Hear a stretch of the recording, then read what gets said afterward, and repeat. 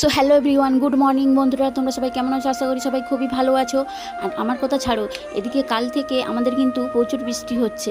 এই যে চারপাশের পরিবেশটা তোমরা দেখতে পাচ্ছ, এখন অবশ্য একটু বৃষ্টিটা কম আছে, যার কারণে আমি বাইরে বেরিয়ে তোমাদেরকে দেখাতে পাচ্ছি আমার চারপাশের পরিবেশটা কীরকম।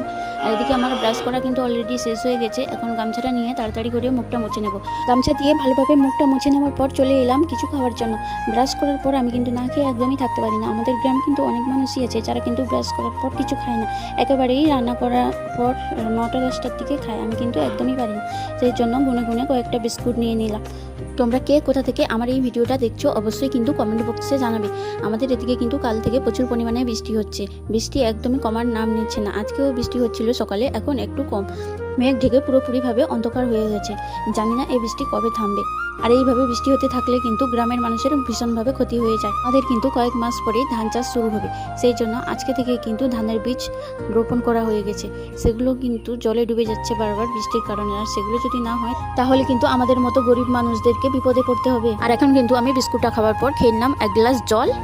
আজকের ভিডিওটা এই পর্যন্ত।